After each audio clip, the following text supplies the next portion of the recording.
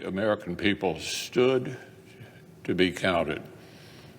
They lined up to make their voices heard, and the message they sent was resoundingly clear.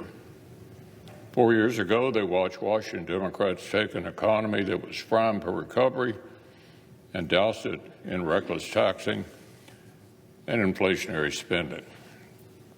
Over 4 years, they watched consumer prices rise more than 20%. As they made tough choices at the grocery store, felt the pain at the gas pump, they watched Washington Democrats deflect blame for the worst inflation in 4 decades. And last Tuesday, they said enough was enough. 4 years ago, they watched Washington Democrats campaign on slashing ICE and halting construction of physical barriers along the southern border. Month by month, they watched as this unseriousness and willful neglect turned into the worst humanitarian and security crisis at the border on record. And last Tuesday, they said enough was enough. 4 years ago, they watched Washington Democrats campaign on defunding the police and going soft on crime. In cities across America, their fears of unchecked violent crime were proven justified. And last Tuesday, they said enough was enough. Last week, American voters were desperate for leaders who could deliver safe streets, secure borders, stable prices, and strength abroad. So they chose to hire Republicans. They maintained a Republican majority in the House. They created a decisive Republican majority in the Senate. And by a wide margin, they put the White House in Republican hands once again.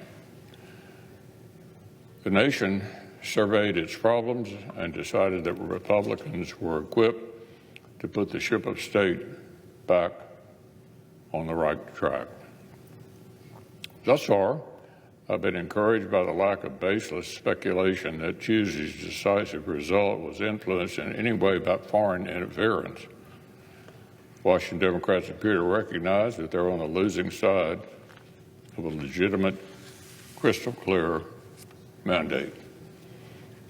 Here in the Senate, I hope they'll work with the new Senate Republican majority as we begin to clean up the messes left over in the last 4 years. The first opportunities to work together are already upon us. The Senate has a great deal of outstanding business that we have to tackle in the coming weeks. We certainly need to pass the long overdue National Defense Authorization Act. Every year, the NDAA gives Congress an indispensable opportunity to set national security priorities. This year, it's a chance to show we appreciate the gravity of an especially dangerous moment. After months of needless dithering, I would urge the Democratic leader to get this must-pass legislation moved without further delay.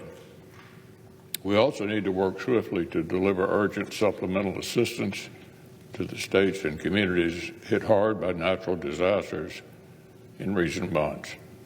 Kentucky knows the power and pain of severe storms and flooding.